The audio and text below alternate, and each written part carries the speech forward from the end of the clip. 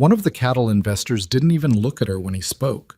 He didn't lower his voice, didn't shift in his chair, didn't feel the need to pretend she wasn't standing 3 feet away with a basket of linen pressed against her hip.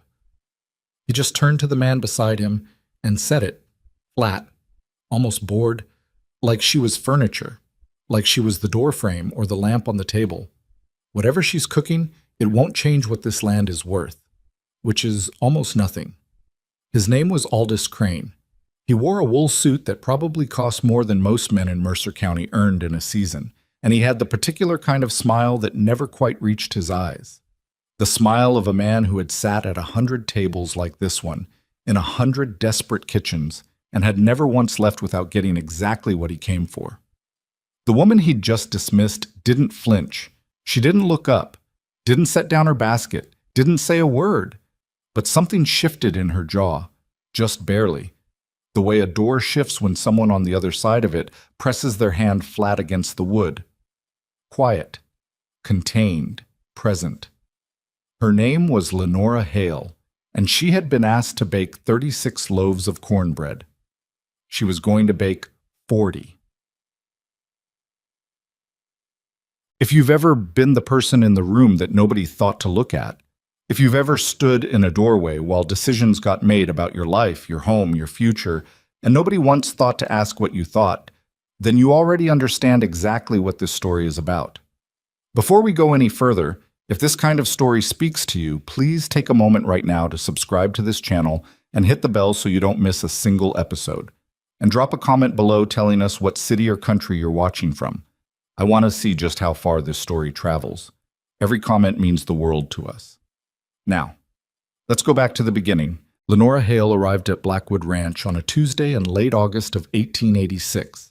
And the first thing she noticed wasn't the cracked earth or the skeletal cattle or the way the sky sat low and yellow over the flatlands like a bruise. The first thing she noticed was the sound the wind made when it moved through the place. It didn't howl, it didn't whistle, it just moved through. Slow and hollow, like air through an empty building, like something that used to be full had been scraped clean. She'd heard that sound before, in other places, other years. She recognized it the way you recognize the smell of rain before it falls, not because you're watching for it, but because something in your body remembers. She climbed down from the supply wagon without help. The driver hadn't offered any, and she hadn't expected it. She was 38 years old and had been carrying her own weight, in more ways than one, for longer than she cared to count. She had a large frame and wide hands and the particular kind of stillness that comes not from peace, but from years of learning to keep what you feel off your face. The foreman, a wiry man named Gil Oates, met her at the edge of the yard. He looked her up and down exactly once, the way men do when they're trying to figure out what use you are before they bother learning your name. "You're the new cook?" he said. "That's right. Can you handle a range and a wood stove both at once?" "I can handle 3 if I have to," he grunted, turned without another word and led her toward the ranch house. She followed, watching the way he walked, fast, tight, like a man carrying a stone in his chest he couldn't put down. She'd learned over the years that you could read a household by the way its people moved. Fast and tight usually meant fear wearing the mask of busyness.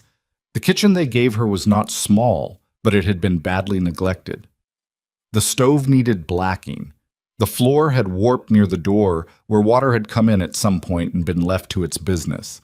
The pantry shelves were organized by someone who'd had a system once and then abandoned it, so you had dried beans next to lamp oil, next to a cracked crock of something she couldn't identify and didn't try to. She stood in the middle of it for a long moment, hands at her sides, just looking.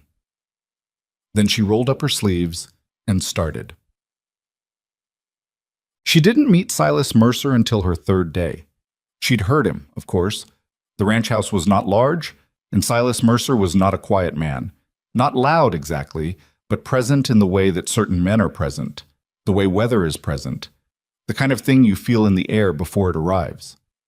She'd heard his boots on the porch boards in the evenings, heard the low rumble of his voice through the wall when he spoke with Gil, heard the particular silence that followed when the conversation turned to numbers, and none of the numbers were good. When she finally saw him in person, he was standing at the edge of the kitchen doorway in the morning, looking like a man who hadn't slept well in several weeks.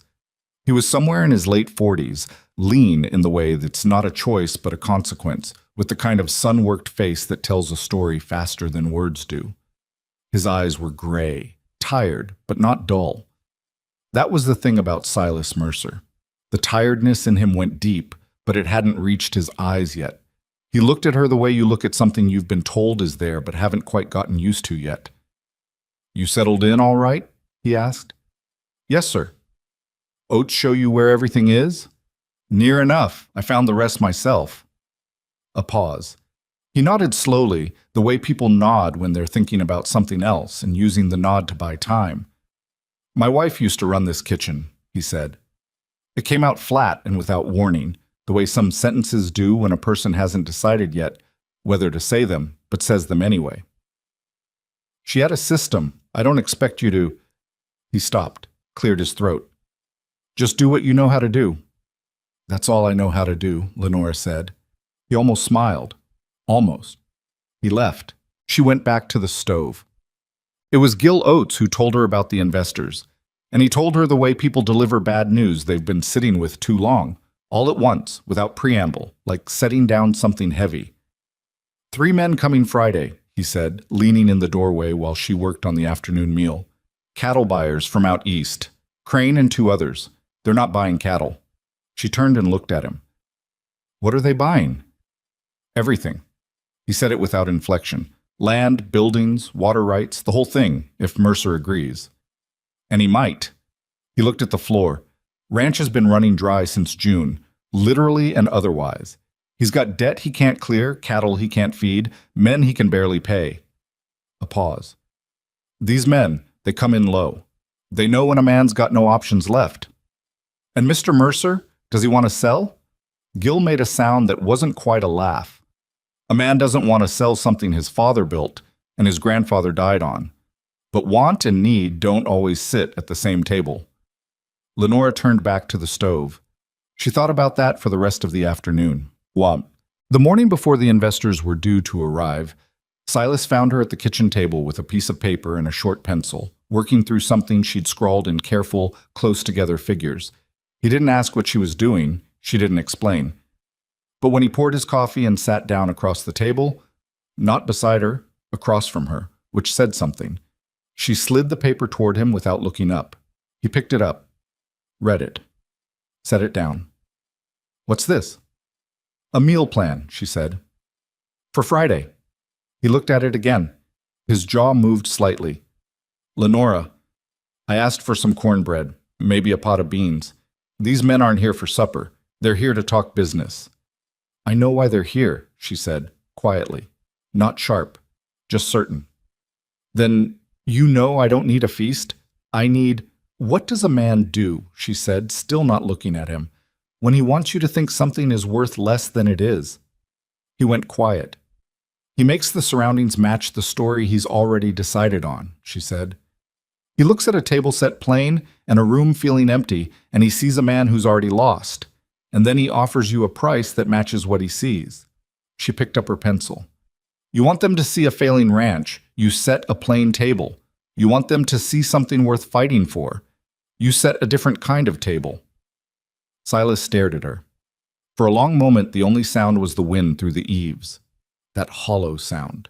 That empty building sound. "You're talking about cornbread," he finally said. "I'm talking about what 40 loaves of cornbread means in a room full of men who expected you to have given up already." He didn't say yes. He didn't say no. He picked up his coffee cup, stood up, and walked out of the kitchen without a word. She watched him go. She'd worked for enough people to know that silence from a man like that wasn't refusal. It was the sound of something shifting. She started on the cornbread that evening. Not 36 loaves. Not the number she'd been given. 40. She didn't ask for permission. She pulled the heavy sacks of meal from the pantry shelf, checked her supply of lard and butter, counted the eggs she'd need, and then counted them again because she couldn't afford to be wrong. She stoked the fire in the big stove to the right heat, and she started working. Her hands knew this. They had always known this. She'd been cooking since she was small enough to have to stand on a wooden box to reach the counter, cooking for a family that never said thank you, cooking through years that hadn't always been kind to her, cooking in other people's kitchens through other people's lives. There were parts of her history she didn't talk about and didn't wear on her face, parts she'd learned to keep folded away like a letter you've read too many times to need to open anymore. But this she knew. She worked through the night, not frantically, not dramatically. She just worked, the way people work when they've made a decision, and the decision feels right in the body the way few decisions ever do. Oates came in around midnight for a glass of water and stopped dead in the doorway. "Good Lord," he said, taking in the stacked trays, the golden rows of cornbread cooling on every available surface. "How many are you making?" 40. He looked at her for a long moment. "Mercer know about this?" "He knows." Another long look. "Does he know no?" She turned back to the stove. "Go to bed, Mr. Oates." The men arrived at 10:30 on Friday morning. Aldous Crane came first. She saw him from the kitchen window, stepping down from the carriage with the careful precision of a man who doesn't like to get dirty. He was younger than she'd imagined, late 30s, maybe 40, good-looking in the practiced way of men who've always known they were good-looking. Behind him came his associate, a heavy-set man named Dorrance, who had the air of someone paid to agree with everything, and a third man she didn't know, younger, quieter, who looked at the land with a different kind of attention than the other two. She filed that away. The third man, the one who actually looked. She could hear them in the front of the house. The formal greetings, the careful handshakes, Silas's voice doing the thing it did when he was working to sound more confident than he felt. She knew that register well. She'd heard it from men who were drowning but still trying to hold their chin above the water. She did not go out to greet them. It wasn't her place. She was the cook, the woman in the kitchen, the person the room forgot to include. She had 40 loaves of cornbread keeping warm and a plan that wasn't written anywhere but her own head. Crane's voice carried. He wasn't trying to be overheard. He just didn't care if he was. She heard the words drought and unsustainable and fair valuation and market reality, each one delivered with the bored patience of someone explaining something to a person who's slow to understand. And then she heard it. The moment that would later sit in her memory the way certain moments do. Not because of what they meant at the time, but because of how they echoed forward. Whatever she's cooking, it won't change what this land is worth, which is almost nothing. She looked down at her hands on the counter. Breathed in, breathed out. She thought about 38 years of people not looking at her when they spoke. She thought about kitchens she'd worked in and rooms she'd been walked through without anyone stopping to wonder what she saw or what she knew or what she carried. She thought about the particular tiredness that comes not from being hated but from being overlooked, which is in some ways worse, because hate at least acknowledges that you exist. She thought about Silas Mercer's gray eyes and the tiredness in them that hadn't reached the middle yet. She picked up a tray. She was not going to let Aldous Crane be right about this. When she walked into the main room with the first tray, the conversation stopped. Not all the way. But there was a pause, the kind that happens when something enters a room that the room hadn't accounted for. It wasn't her exactly. It was the smell. 40 loaves of cornbread, still warm from the stove, filled with the kind of smell that doesn't belong to a failing ranch at the edge of ruin. It belonged to a home, to something whole, to something that still had life in it. Crane's nose twitched, just barely. She set the tray on the table without a word and went back for the next one. She heard Dorrance say something under his breath. She heard Crane make a sound. Not words, just breath through the nose, dismissive. She heard the young third man, the quiet one, say nothing at all. But she heard his chair shift, and she heard him lean forward. That was enough. For now, that was more than enough. She had 39 more loaves to bring out, and a room full of men who'd already written a story they thought they knew the ending to. She had no speech prepared, no argument ready, no plan to walk in and demand to be heard. She had cornbread. She had warm bread and the smell of it, and the truth that sometimes the most powerful thing in a room isn't the loudest voice or the biggest number on a piece of paper. Sometimes it's the thing nobody thought to account for. The woman they forgot to look at set down the second tray. And the negotiations, though none of them knew it yet, had already begun to shift. The second tray landed on the table the same way the first one had. Without ceremony, without announcement, without Lenora saying a single word about what she'd spent the last 18 hours doing. She didn't need to say anything. The room was already doing the work for her. Aldous Crane had been mid-sentence when she walked back in. Something about water table assessments and the cost of drilling, delivered in the particular tone of a man who has rehearsed his arguments so many times they've stopped sounding like arguments and started sounding like facts. But the sentence died somewhere in the middle, not because Crane was a man who lost his composure easily, but because the smell that came with Lenora into that room was not the smell of a dying ranch. It was the smell of something that had decided, against all available evidence, to keep going. He recovered fast. Men like Crane always recovered fast. That was their particular skill, the ability to absorb disruption without letting it show on their face. He picked up where he'd left off, maybe half a beat behind, and kept talking. But Dorrance had stopped pretending to take notes on the small pad he'd been carrying. He was looking at the tray, not discreetly, just looking. The way a man looks when something cuts through the professional distance he's built around himself and reminds him that he has a body that gets hungry and a memory that goes back to kitchens he grew up in. The third man, the quiet one, whose name Lenora still didn't know, hadn't moved. But his hands, which had been folded on the table with the careful stillness of someone who's learned to take up less space, had loosened. One finger tapped the table. Once. Involuntarily. Lenora saw all of it. She saw it the way she always saw things. Not by looking directly, but by keeping her attention wide. The way you learn to do when you spend years in rooms where nobody's watching you back. She went back to the kitchen for the third tray.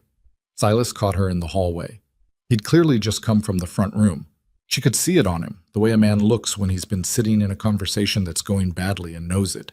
His jaw was set. His eyes had that particular flatness that wasn't blankness but control, the kind of control that takes real effort. Lenora.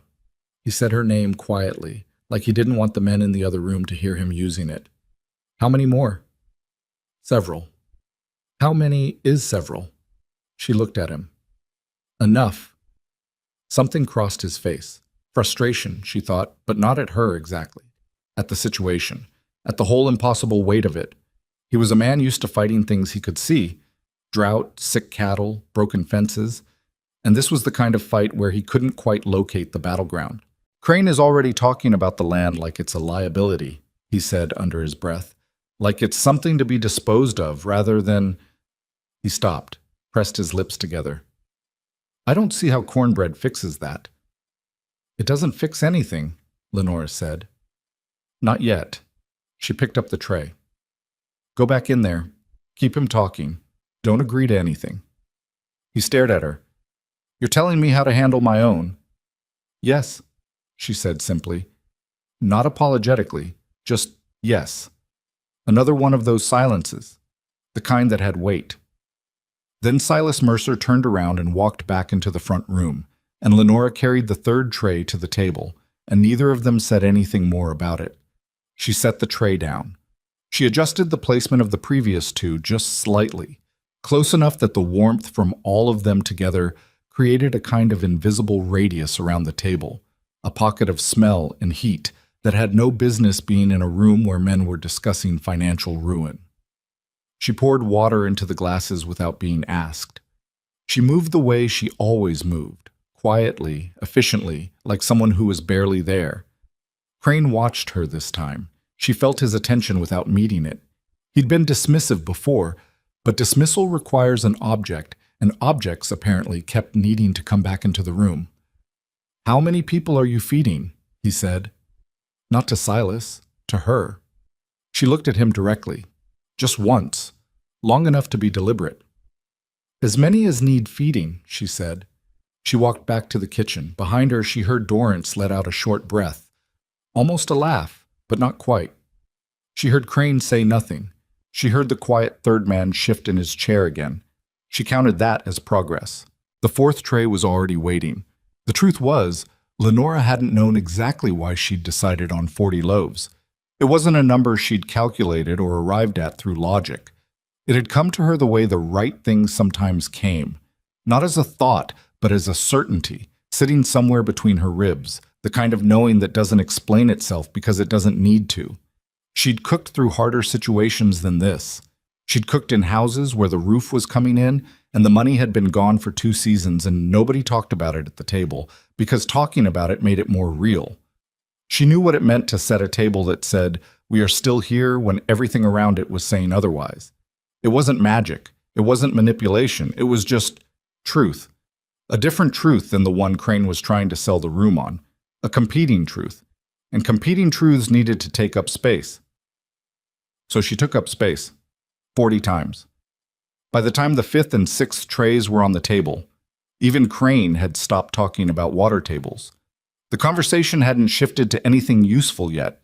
It had just sort of stalled, the way conversations do when the room they're happening in has changed, and the people in it haven't quite caught up to the change. She heard Dorrance say quietly, to no one in particular, "My mother made cornbread like this." Nobody responded to that, but it sat in the room. Lenora was back at her stove, thinking. She'd been turning something over since the night before. Something Gil Oates had said, almost as an afterthought, when he'd come in to find her working. He'd been talking about the drought, the way everyone on this ranch talked about the drought, like it was a character in the story rather than a condition. But he'd said something interesting. "These pastures still has some life in it. Nobody checks it anymore because it's a long ride and the well there ran dry 2 years back, but the grass comes up there. I don't know why. I don't know what that means." She'd filed that away too. Now she was thinking about it. The way she thought about things in kitchens, which was without forcing it.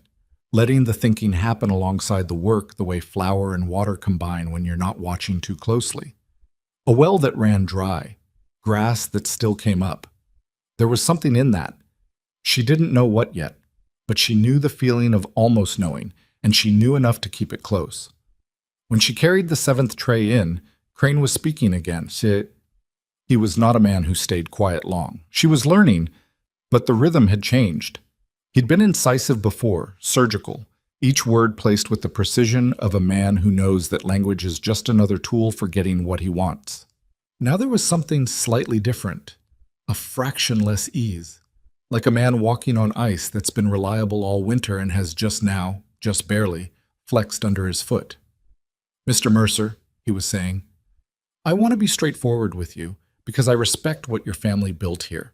The offer we're prepared to make reflects current market conditions, not sentiment. Sentiment doesn't fix a drought. Sentiment doesn't pay your men." Silas's jaw tightened. She saw it from the doorway. He said very carefully, "I'm aware of that. The number we're looking at is—" "I'd like to eat first," said the quiet third man. The room stopped. Crane turned to look at him. "Excuse me?" "I'd like to eat." The man said it without apology or particular emphasis. He was looking at the table, at the trays of cornbread, at the cups, at the careful arrangement of it all.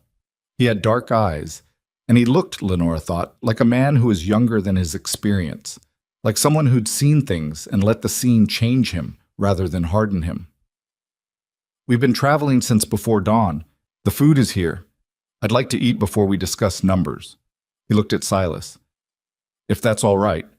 Silas blinked. Then, "Of course." Crane looked at the man, whose name, Lenora would learn shortly, was Edmund Farrow, and who was not, as she had assumed, a junior partner, and said nothing. His mouth did something complicated. Then he straightened in his chair and reached for a piece of cornbread. Lenora set the tray down and went back to the kitchen. She didn't let herself smile until she was through the door. Edmund Farrow ate 2 pieces of cornbread before anyone said another word. Then he said, "Who made this?" "The cook," Silas said. "What's her name?"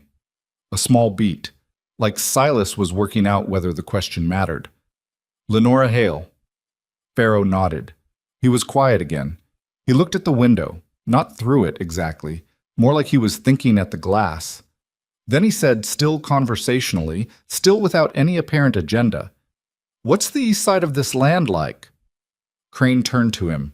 "Edmund, I'm curious about the topography," Farrow said mildly. Silas looked caught off guard.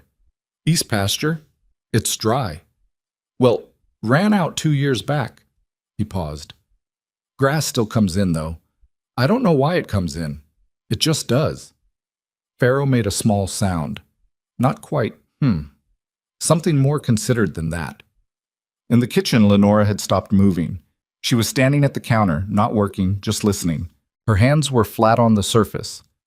The east pasture grass. Pharaoh had asked about the east pasture without any prompting, without any reason she could see. She thought about that for a long moment. Then she took off her apron, folded it over the back of the chair, and walked to the doorway. The men looked at her. All of them. Crane with neutrality, Dorrance with mild surprise, Silas with something she couldn't quite name, and Edmund Pharaoh with the calm attention of a man who has been waiting for something without knowing what it was. The east pasture grass comes up because of subsurface moisture, she said.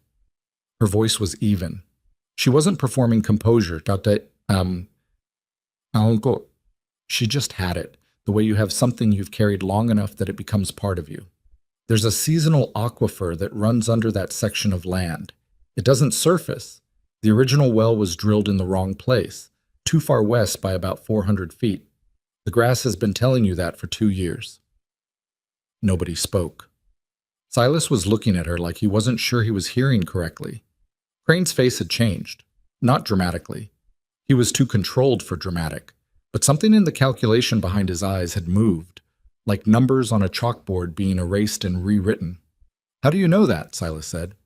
I worked on a ranch in Wyoming, she said. Different drought, same grass. Man brought out a surveyor, ended up finding water 60 feet down, quarter-mile east of where the original well was. Turned out to be enough for 300 head year-round. She paused. This pasture shows the same pattern, the same kind of grass, the same placement of it relative to the slope. Pharaoh was very still. Then he said quietly, almost to himself, that would change the water rights valuation significantly. Crane looked at him sharply. We don't know that there isn't, Pharaoh said. He wasn't sharp about it.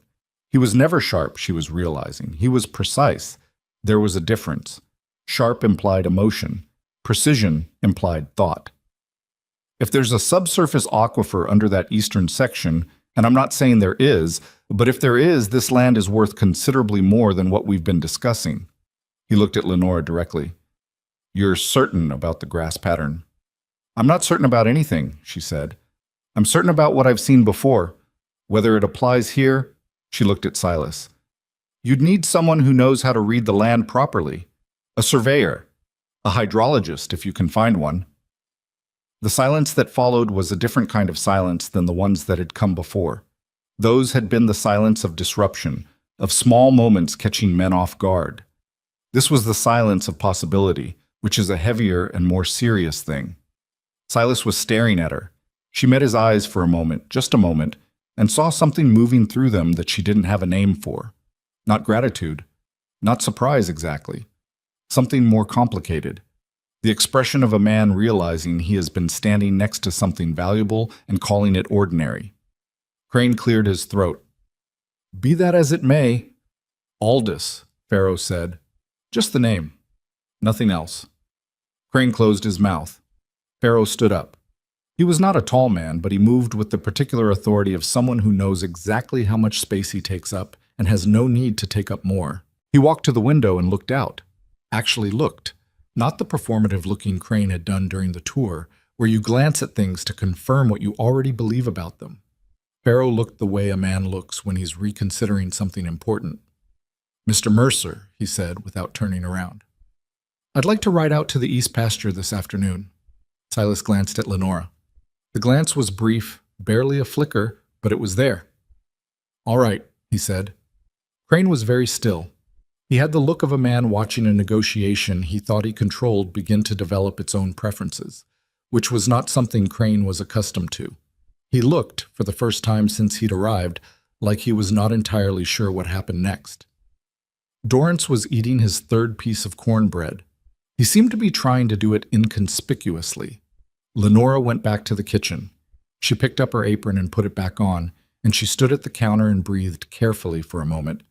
She hadn't planned to say what she'd said, or rather, she had thought about it in the half-formed, not quite certain way that she thought about most things. She'd been waiting to know whether it was the right moment. And then Pharaoh had asked about the east pasture, and there it was. The right moment, arriving the way right moments did without announcing itself. Her hands were not entirely steady. That surprised her. She pressed them flat on the counter until they were. She'd worked too long in rooms where saying the wrong thing had real consequences. That particular caution didn't leave a person easily, even when the stakes were different. Maybe especially when the stakes were different. She started on the pot of beans she'd had simmering since morning, something to do with her hands, something to keep the thinking moving. What she was thinking about was Crane. She'd watched him long enough now to understand what kind of man he was. Not a cruel man. Cruelty required a particular kind of investment in other people that Crane simply didn't make. He wasn't invested in anyone here. He was invested in outcome. And right now his outcome had shifted under him like that ice flexing, and he would be working quietly and efficiently to find a way to restabilize it. That meant he wasn't done. That meant she wasn't done either. Gil Oates appeared in the kitchen doorway around midday looking like a man who'd been eavesdropping and wasn't entirely sorry about it. "Heard some of that," he said. "I assumed." He came in and sat down at the small table in the corner, the one she'd started thinking of as the place people came when they needed to say something in the kitchen that they couldn't say anywhere else in the house. He put his elbows on the table and looked at her. "You really think there's water under that east field?" "I think it's possible." "But you don't know." "No," she said. "I don't know." He sat with that. "If there isn't, then I said something hopeful and it turned out to be wrong." She stirred the beans. It wouldn't be the first time someone in this position said something hopeful that turned out to be wrong. At least I said it based on something real. Gil was quiet for a moment. He had a way of thinking that showed on his face, not dramatically, but visibly, like weather moving across open country. "Crane's going to try to tie the offer up before Pharaoh can push to do any kind of survey," he said finally. "That's what I'd do, in his position. Get Mercer to agree to something before anyone has the chance to verify anything. Move fast." He looked at her. "He's going to try to get Mercer alone." Lenora stopped stirring. She hadn't thought of that. Or she had thought of it, somewhere in the back of it all, but she hadn't brought it to the front where she could look at it clearly. Crane was not a patient man. He was a calculated man, which wasn't the same thing.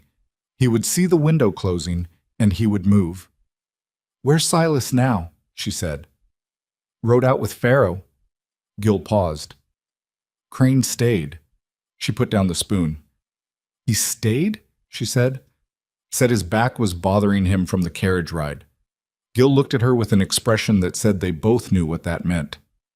"He's in the front room, by himself, just sitting, waiting. Waiting for Silas to come back without Pharaoh," she understood. Waiting for the moment when he could reset the room to something closer to what he'd walked in expecting. How long ago did they leave? 20 minutes. She untied her apron and laid it on the counter. "Keep the beans on low," she said. "Don't let them boil dry." Gil blinked. "Where are you?" But she was already moving through the doorway, into the hall, toward the front room. Crane was sitting in the chair he'd occupied all morning, but differently now.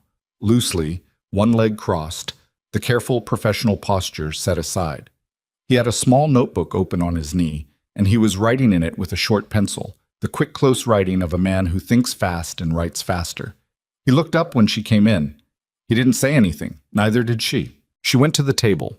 The table still covered with trays of cornbread, which had cooled now from their morning warmth, but still held a particular kind of presence in the room, and she began clearing it. Not hastily, not with any kind of message in the movement, just methodically, the way the job required. Crane watched her. "Must have been a long night," he said finally. "Yes." "Making all of this." He gestured loosely at the trays. "For a business meeting." "People eat at business meetings," she said. "People eat, yes." A pause. 40 loaves is a statement, not a meal." She looked at him. This time she didn't look away. "You're very observant," she said.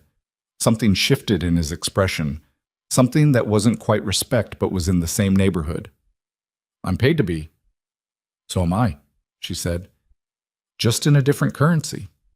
He watched her for a moment, his pencil still. Then he said, and his voice had lost a fraction of its professional smoothness.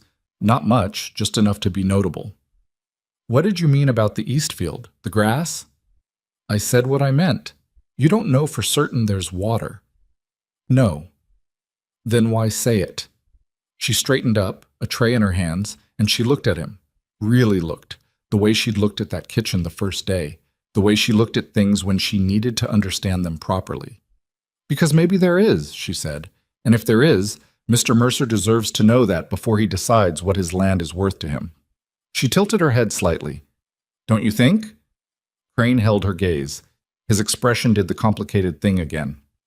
You're not just a cook, he said. I never said I was, she said. She picked up the tray and walked out of the room, and behind her she heard Crane close his notebook. Outside, somewhere in the direction of the east pasture, Silas Mercer and Edmund Farrow were riding through dry grass that grew where it had no reason to grow, over ground that might be hiding something enormous, or might be hiding nothing at all. And in the kitchen, Lenora Hale set down the tray, put her apron back on, and started thinking about what came next. Because Crane was right about one thing. She was not just a cook. She never had been.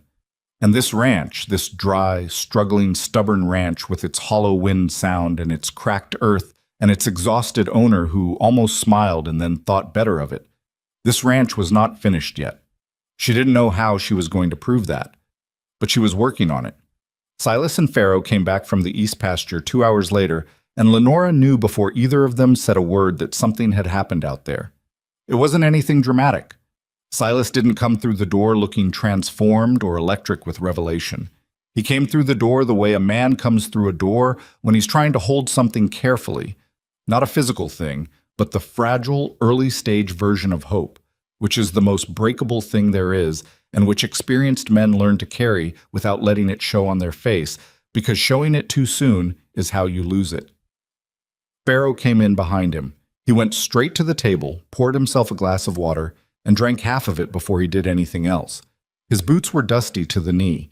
He'd actually walked the land then, not just ridden over it. Crane was on his feet before the door finished closing. Well, he said. He'd recovered his professional composure completely while they were gone.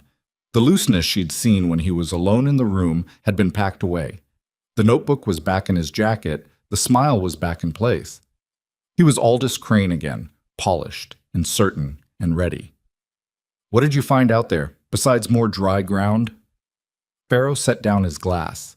He looked at Crane for a moment with an expression that Lenora, watching from the hallway, could not entirely read. Not hostile, not warm, something measured. The ground isn't as dry as it looks, Farrow said. Crane's smile didn't move. Edmund, the grass pattern the cook described is real, Farrow said. He said it plainly, the way he said everything. Without flourish, without performance. I've seen it before in Nebraska in '79. We drilled east of where everyone said to drill and hit water at 58 feet. Enough for, he paused, enough to change everything about that operation. The room had weight in it now. Even Dorrance, who had spent most of the morning existing at the comfortable margins of the conversation, had gone still. You're proposing we base a major financial decision on a grass pattern, Crane said. His voice was still smooth, still even, but underneath the evenness was something tighter, on what a cook noticed about a field. I'm proposing we don't finalize anything until we know what we're actually dealing with, Farrow said. He looked at Silas. I want to bring a surveyor out here, on our cost. No obligation on your end, Mr. Mercer. If the survey finds nothing, we proceed with the original conversation. If it finds what I think it might find... He stopped. Glanced toward the hallway, glanced toward Lenora, who hadn't moved. She hadn't intended to be seen, but she was, and there was nothing to do about that except hold still and not make it strange. Where did you learn to read land like that? Farrow said, directly to her. No preamble. The question caught her somewhere she hadn't fully armored. Different places, she said. How many ranches have you worked? She thought about it. Not because she didn't know, but because the number carried more history in it than she was ready to hand to a room full of strangers. Enough, she said. Farrow nodded slowly, like that answer told him something useful. Maybe it did. She was beginning to think Edmund Farrow was a man who paid attention to what wasn't said as much as what was, which made him different from most people she'd encountered in rooms like this, and made him considerably more interesting. Crane had been quiet for slightly too long. When he spoke, his voice had the particular quality of a man changing tactics.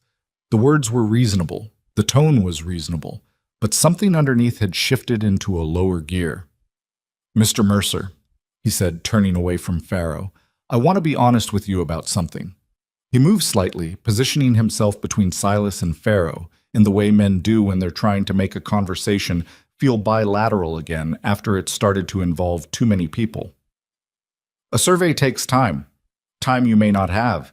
Your creditors aren't going to pause while Edmund satisfies his geological curiosity. And that's what this is. Curiosity. There's no guarantee of anything." Silas looked at him. "I know there's no guarantee. What I'm offering you is certainty. Today." Crane's voice dropped slightly, not conspiratorially, but intimately. The voice of someone who wants you to feel that what he's saying is just between the two of you. A fair price for what this land is worth right now. Not what it might be worth if someone finds water that may or may not exist. What it's worth today, in this drought, in this market. And I can tell you that what I'm prepared to offer is more generous than what anyone else would bring to your door. A pause, precisely placed. Because I respect what your family built here. It was well done. Lenora gave him that. Every word of it was technically true, and every word of it was designed to make the walls close in just a little more. She watched Silas. She saw him feel it, the pressure of it, the familiar weight of no options, which was a weight this man had been carrying for months. His hand moved slightly, the way hands move when a person is trying not to fidget. "Give me a week," Farrow said. Crane turned to him. "Edmund, 1 week. I'll have a surveyor here Monday. Results by Friday." Farrow looked at Silas. "1 week, Mr. Mercer. That's all I'm asking." Crane's composure held. Of course it held.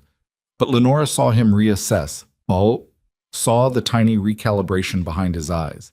The moment when a man who is very good at getting what he wants acknowledges privately that this particular room is not going to be as easy as he planned. "That's your decision, of course," he said to Silas. Gracious, still gracious.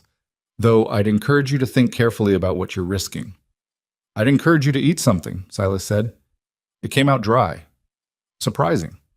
The first time all morning that Silas Mercer had sounded like himself, not like a man managing a crisis, but like a man who had opinions and occasionally said them. He looked mildly startled by his own words, which told Lenora it had been a while since they'd come easily. Dorrance reached for the cornbread. He'd been waiting for permission that nobody had given him, and Silas's words were close enough. Even Crane, after a pause that was almost imperceptible, took a piece. Farrow caught Lenora's eye across the room. He raised his glass slightly. Just slightly. Not a toast. More like an acknowledgement. Like, "I see you. You're part of this." She gave him nothing back, but she felt it. She went to the kitchen and stood at the stove and realized her legs were tired, in a way they hadn't been before she walked into that room. Not the tired of physical labor. She was accustomed to that. The tired of concentrated attention, of holding yourself precise and still while everything around you shifts. The tired of caring about something without having the right to show that you do. She stirred the beans. They were perfect. She'd been checking them all morning in between everything else. The way you tend to something you can't afford to let fail. She added salt, tasted, added a little more. Gil appeared again. He had a way of materializing in doorways that was either habit or instinct. She hadn't decided which. "Farrow wants a survey," she said before he could ask. "I heard." He came in, sat down at the small table. He looked at her steadily. "You know that might come to nothing." "I know." "If the survey finds nothing, Crane gets what he came for. Mercer takes a bad deal under worse conditions because he wasted a week." "I know," she said again. "But you're not sorry you said it." She considered that. The honest answer was complicated. She was not sorry she'd said it because it was true, and because Silas Mercer deserved to know true things about his land before he gave it away. But she was carrying the weight of the possibility that she was wrong, that the grass was just grass, that the subsurface moisture was a memory from Wyoming that didn't translate here, that she'd given this man a week's worth of hope that would collapse into nothing and leave him worse off than he'd been at breakfast. That weight was real. She didn't pretend it wasn't. "Ask me again after the survey," she said. Gil looked at her for a long moment. He had the expression of a man who respects something he can't entirely name. He pushed back from the table and left without saying anything else, which was, she had come to understand, his version of approval. The afternoon moved differently than the morning. The formal negotiation had dissolved into something less structured. Crane making notes, Pharaoh asking Silas questions about the land's history that were sharper and more specific than anything he'd asked during the official tour. Dorrance eating steadily through the remaining cornbread with the focused dedication of a man getting his money's worth out of something free. Silas answered Pharaoh's questions. Carefully at first, then less so. The particular loosening that happens when someone asks you about something you know deeply and actually listens to the answers. He talked about the ranch the way he hadn't talked about it all morning, not as a failing operation to be managed or defended, but as a thing he understood from the inside. Where the soil changed character, which sections held moisture longest, where his father had run the largest herd and why. What years had been good and what had made them good. Lenora moved in and out of the room, listening. She was building something in her head. A picture of this place assembled from Silas's answers and Gil's offhand remarks, and what she'd seen in the days she'd been here, and what she'd known from other ranches in other times. The picture was not complete. There were gaps and uncertainties and things she couldn't verify. But it was more complete than she'd had this morning, and it was telling her things. It was telling her that Crane's number was wrong. Not dishonest, necessarily. She gave him the credit of assuming he'd calculated what the land was worth in its current state accurately. But wrong in the way that a photograph of a person at their worst moment is technically accurate and fundamentally misleading. The land had a history that the drought had temporarily obscured. The operations had patterns that the last 2 bad years had interrupted but not erased. There were assets here, real, concrete, verifiable assets that weren't showing up in any number Crane had mentioned, because Crane had arrived with a story already written and had been gathering evidence for that story rather than looking at what was actually in front of him. She thought about how to say that, whether to say it, to whom. She thought about the third tray of cornbread and what Pharaoh's finger had done when he tapped the table. She went back to the main room. This time she didn't carry a tray. She walked in without an object in her hands, which was a different kind of entry. She felt the difference in the room the moment she crossed the threshold. A cook carries something. A person with nothing in their hands is there for a reason. Silas saw her first, then Pharaoh. Crane looked up last, and he was watching her with the full attention now. Not dismissal, not the furniture and doorframe attention of that morning, but something alert and careful, the attention of a man who has revised his assessment once and doesn't intend to be caught needing to do it again. "I have a question," she said, to Pharaoh, because Pharaoh was the one most likely to answer it honestly. "Go ahead," he said. "When you looked at the east pasture, did you look at the northeast corner, where the incline levels off before the fence line?" Pharaoh was still for a moment. Then, briefly, "There's a depression there," she said. "Shallow. You'd miss it if you weren't looking for it. About 30 feet across. That kind of formation, in that kind of slope. In Wyoming, that was where the water was closest to the surface. Within 40 feet. She paused. "I don't know if it translates. I want to be honest about that. But if your surveyor goes out there, I'd tell him to start there." Pharaoh turned to Silas. "Did you know about that depression?" Silas looked genuinely uncertain. "There's a low spot out there. I always assumed it was just erosion, or maybe an old buffalo wallow." "It might be," Lenora said. "I'm not saying it isn't." She looked at Pharaoh. "I'm saying if there's water on this land, that's where I'd look first." Crane said, "And if there isn't?" She looked at him. "Then there isn't," she said.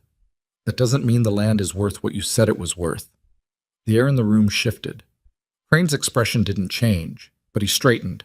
A small, controlled movement that told her she'd said something that landed somewhere real. "Excuse me," he said. Still polite, still smooth, but the surface of it was thinner. "The water question is separate from the valuation question," she said. She wasn't raising her voice. She wasn't performing confidence she didn't have. She was just saying what she thought was true, which was the only thing she knew how to do consistently. Even without confirming anything about the East Pasture, the operations here have assets that aren't reflected in what's been discussed. The operations, Crane repeated, carefully. The cattle remaining are young stock. They didn't lose their established herd, they lost last year's calves and the older animals. What's left has breeding value that isn't being priced correctly. She was aware, as she spoke, of how still the room had gotten, of Silas looking at her with an expression that was somewhere between unsettled and something she couldn't categorize. The hay contracts Gil Oates has with 2 of the neighboring ranches. Those are 3-year agreements at fixed rates, which is uncommon in this market. That's recurring income that doesn't disappear with the drought. The bunkhouse and the outbuildings are structurally sound. I walked them my first week. The foundation work on the main barn is better than most I've seen. That means repair costs going forward are lower than the current state suggests. She stopped. Nobody said anything. Dorrance had put down his cornbread. Pharaoh was looking at her with the expression he'd worn when he tapped the table. That single, involuntary finger tap of a man encountering something unexpected. Crane was looking at her the way you look at something when you realize you've fundamentally misidentified what it is. Silas was not looking at her at all. He was looking at the table. His jaw was working slightly, the way it did when he was holding something in. She didn't know what he was holding in and didn't try to guess. "Where did you learn to assess ranch operations?" Pharaoh asked. "Same place I learned to read land," she said. "Working. You've done more than cook." It wasn't a question. She answered it anyway. "I've done a lot of things," she said. "Some of them in kitchens, some of them not." Pharaoh leaned back in his chair. He pressed 2 fingers against his mouth. A thinking gesture. She recognized it now as habitual for him. Then he said to Crane, "We should revisit the numbers." Crane said flatly, "Edmund." "I'm serious." Pharaoh sat forward. "If what she's describing about the hay contracts is accurate, and I have no reason to think it isn't, that changes the income projection. And the cattle, I didn't get a close look at the remaining stock. Did you?" A pause. "Briefly, because young breeding stock in a drought market, when everyone else has slaughtered down to nothing, is going to be worth considerably more by spring." Pharaoh looked at Silas. "You were holding them back deliberately?" Silas nodded once. "My father always said, you can sell everything you have, or you can keep what can make more. I kept what could make more." "That's a decision with real monetary value," Pharaoh said. He said it directly, without softening it, because it was true, and because Silas needed to hear it said in terms that couldn't be argued with. "And it's not reflected in anything we've discussed today." Crane stood up. It was a controlled movement, deliberate, not angry. He walked to the window, which was his version of creating distance, and he looked out at the yard, at the dry ground and the pale sky, and all the evidence of what he'd come here knowing he'd find. When he turned back around, his face had an expression Lenora hadn't seen on it before. Not anger. Not exactly. Something more private than that. "Ms. Hale," he said. It was the first time he'd used her name. The shift in it, from furniture to name, from doorframe to person, was something she felt in her chest. "How long have you been doing this?" he said. "Cooking? You know what I mean." She considered him. "Long enough," she said. He looked at her for a moment, a long, assessing moment, the kind of look that she'd been on the receiving end of many times in her life, but that usually meant something different than it did right now. This was not dismissal. This was not the glance and categorize that most people gave her in rooms like this. This was a man recalculating, genuinely, thoroughly recalculating, and doing it with enough honesty to let her see him do it. "You should have been in this conversation from the beginning," he said. The sentence landed in the room like something dropped from a height. Silas looked up, slowly. Pharaoh didn't move, but something in his posture changed, the almost imperceptible change of a man who's been waiting for something to be said and is paying attention to how it lands. Lenora said nothing. There was nothing to say. He was right, and they both knew it, and some truths don't need a response. They need to be let sit and do their work. Crane looked at Silas then, and this time something of the professional smoothness was genuinely absent, not in a way that made him vulnerable exactly, but in a way that made him more real. I came here with a number, he said.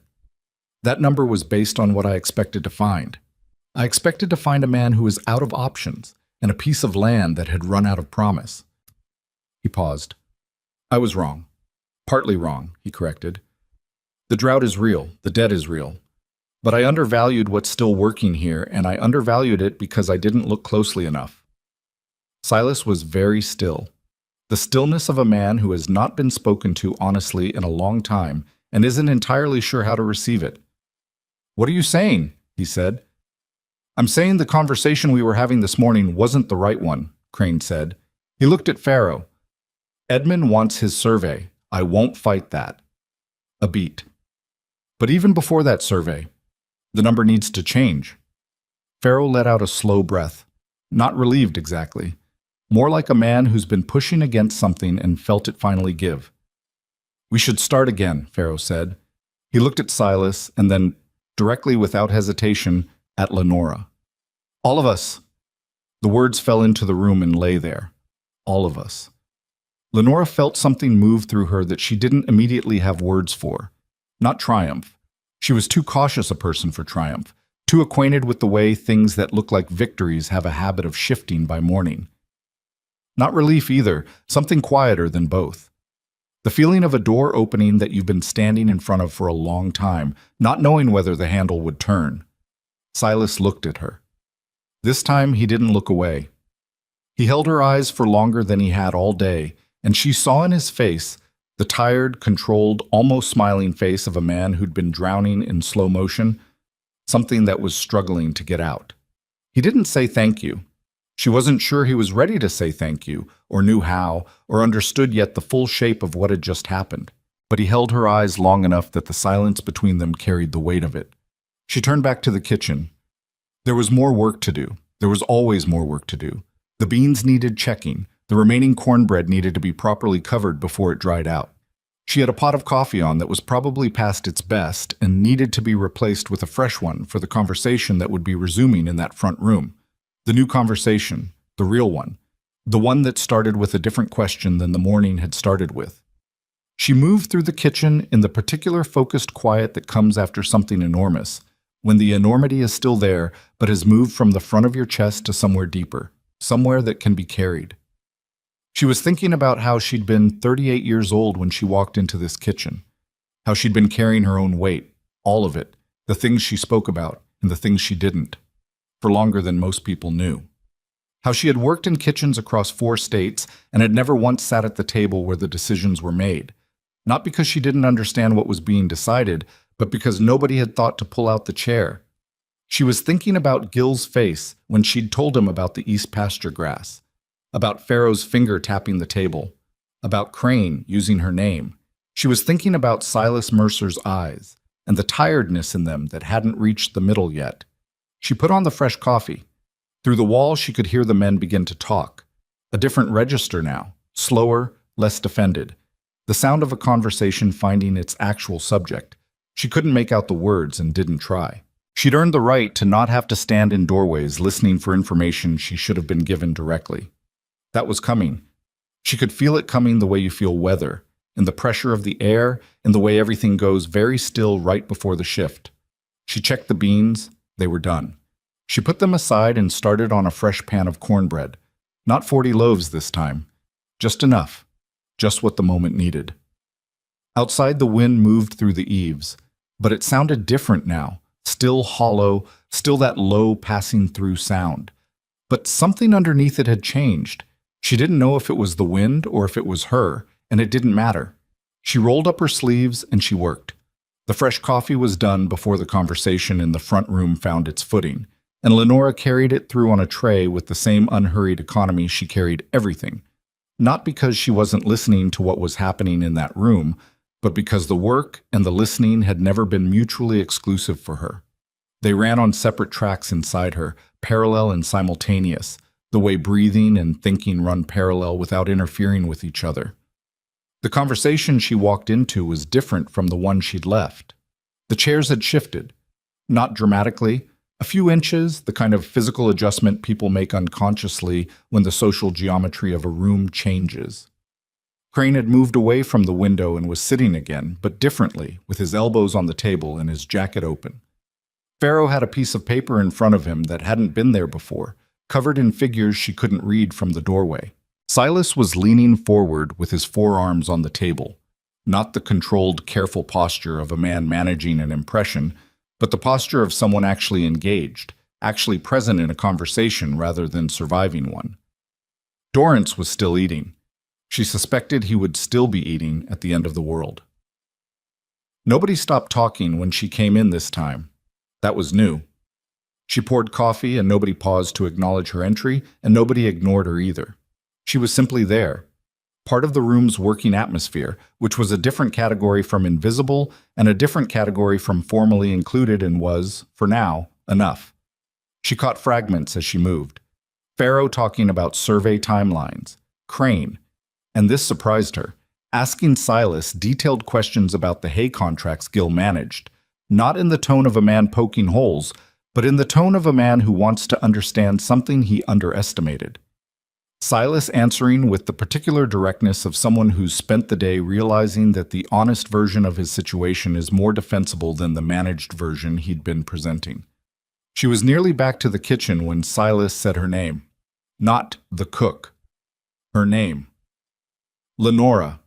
He said it without looking up from the paper Pharaoh had passed to him, and then he did look up, and his eyes found her in the doorway with the ease of a man who has recalibrated where in a room to look for something. "Sit down." She stood still for a moment. "There's a chair," he said. It came out slightly rough, slightly awkward, the way direct statements come out of people who are not accustomed to making them in this context. He was not comfortable with this any more than she was. That helped, somehow. She came back to the table and sat down. She put the tray to one side and she sat with her hands in her lap, and she did not make it strange, because the worst thing she could do right now was make it strange. Pharaoh slid the paper toward her without preamble. "Does this match what you were describing? The hay contract income?" She looked at the figures.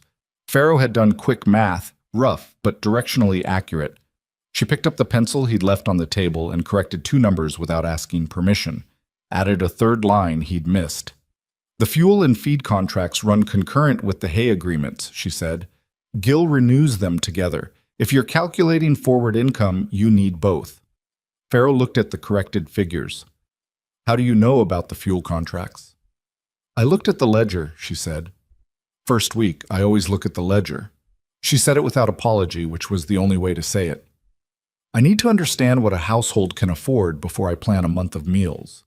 You can't separate the kitchen from the books." Crane made a sound, not dismissive this time. Something more like involuntary respect, the sound a person makes when an explanation that they wouldn't have thought of turns out to be completely logical. Silas was looking at the side of her face. She felt it without turning. "You looked at my ledger," he said. "Yes." A pause. "And you didn't say anything." "It wasn't my place to say anything," she said. "At the time."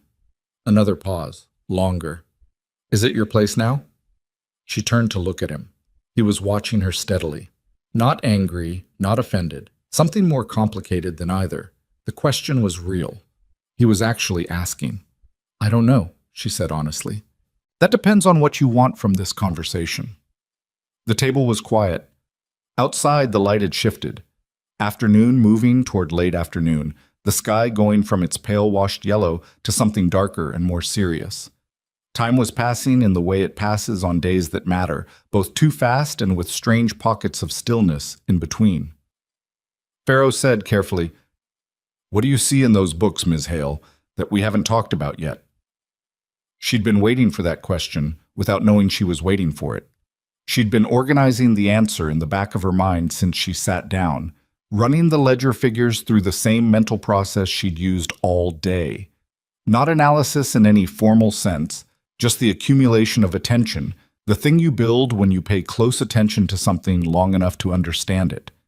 "The debt structure," she said. "It looks worse than it is." Crane tilted his head. "Explain that." 3 of the largest outstanding amounts are owed to creditors with personal relationships to this ranch. Jensen at the feed store has been doing business with Mercer Land since Silas's father. He's extended terms twice already. He's not calling those notes, not this year, maybe not next year either. Harlan Cooper at the equipment lease, same story, 30 years of business. He's not a bank. He's not going to foreclose on a man he's known for 3 decades over a bad drought year. She looked at the table, not at the paper, at the surface of it, thinking. The debt that's actually dangerous is the banknote.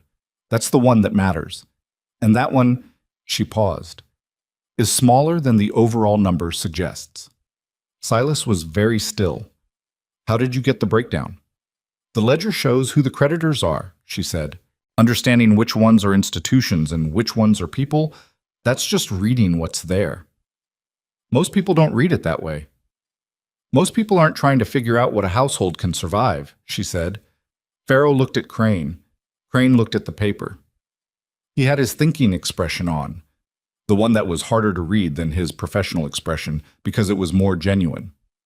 If the personal creditor amounts are effectively deferred, Crane said slowly, the actual immediate liability is... He stopped, did the math in his head. His expression moved through something she couldn't fully name. That's considerably less exposed than I calculated. Yes, Lenora said, which means the acquisition price we were discussing was based on a distorted picture, Pharaoh said. He said it quietly and without accusation. He was not the kind of man who made other men feel stupid for being wrong. He was the kind of man who cared more about getting to the right answer than about who had been right along the way. Not dishonestly, just incompletely. Crane put his pencil down flat on the table. He looked at it for a moment. Then he looked at Silas. I owe you an adjusted conversation, he said. It cost him something to say that. Lenora could see that it cost him something, not because Crane was a man without integrity. She'd revised that assessment somewhere in the course of the afternoon, but because he was a man who was good at what he did, and being good at something means that discovering you've done it badly, even for understandable reasons, lands in a particular uncomfortable place. Silas looked at him for a long moment. All right, he said. Not forgiving, not holding a grudge, just practical. A man who wanted to move forward because standing still was something he couldn't afford. What followed was 3 hours of the most focused conversation Lenora had ever sat adjacent to, and then, somewhere in the second hour without any official announcement, sat inside. It didn't happen dramatically. There wasn't a moment where Pharaoh formally invited her in, or Crane deferred to her, or Silas granted her some symbolic elevation. It happened the way real shifts happen, which is gradually and then all at once. Pharaoh asked her something. She answered. The answer moved the conversation forward, and nobody pulled the conversation back to a place where she wasn't part of it. And then it happened again and again. By the time the light outside had gone fully late afternoon amber, Lenora Hale was not serving the conversation. She was in it. The range of what they covered in those hours was not comfortable. It was not a neat, orderly negotiation where every problem had a solution that materialized on schedule. Silas pushed back hard on a restructured proposal. Pharaoh floated that he felt undervalued the cattle breeding program. Pushed back with more heat than she'd seen from him all day, his voice going tight and short. 2 of his sentences sharp enough that even Pharaoh sat back slightly. Crane, counterintuitively, was the one who smoothed that particular friction. He did it not by backing down from his own position, but by acknowledging Silas's logic before arguing against it, which was the kind of negotiation skill that only looks easy when it's done well.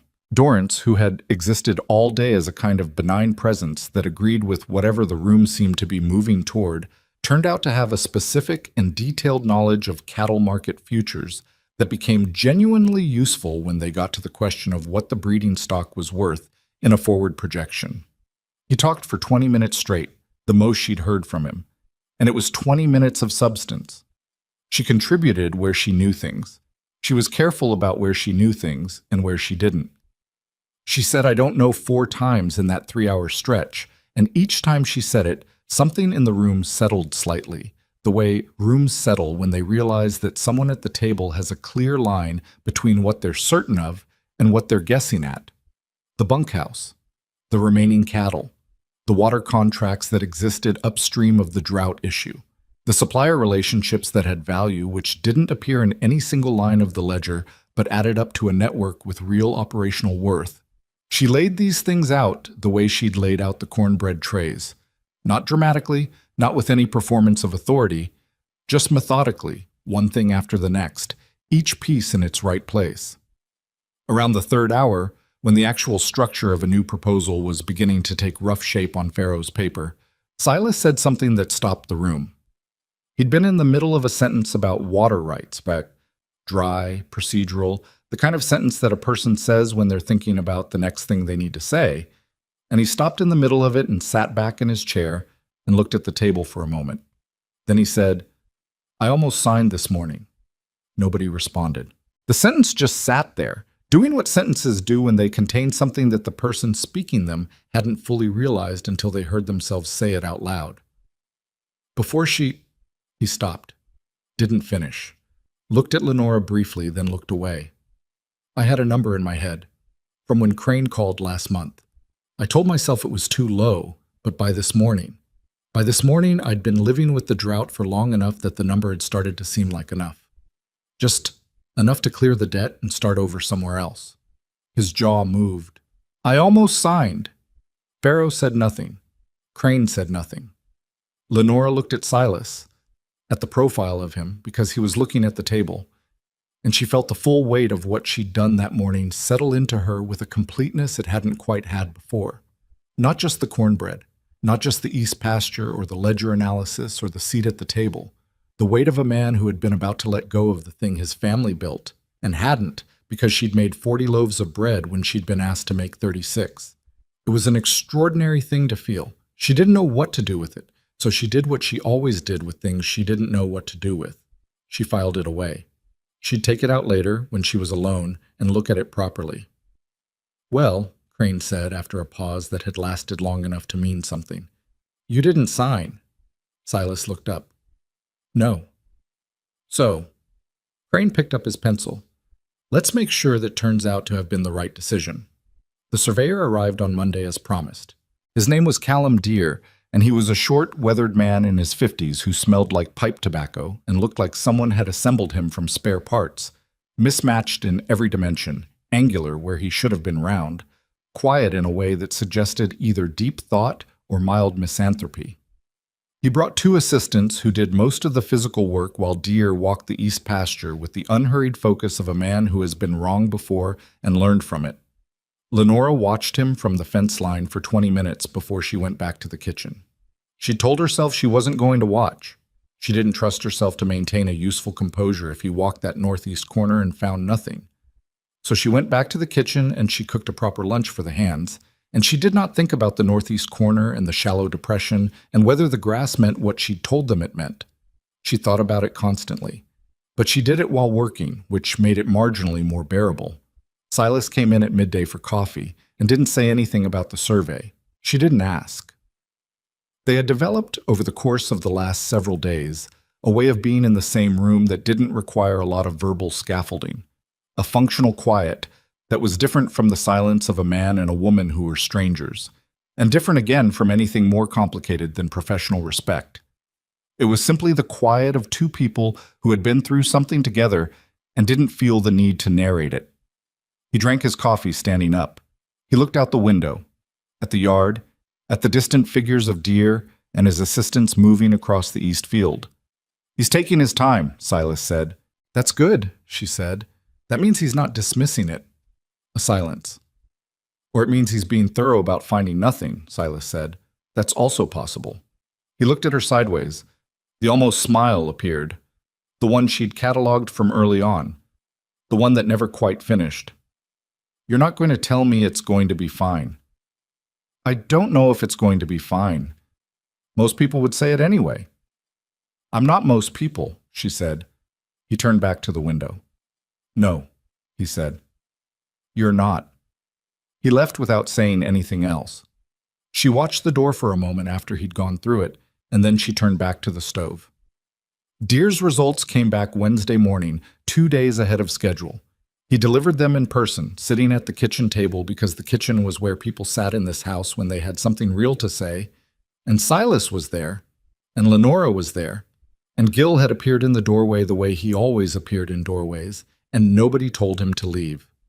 Deere put his leather case on the table and opened it and laid out 3 sheets of paper in a row, the way a card player lays down a hand, not with drama, just with the efficiency of a man who knows the cards speak for themselves.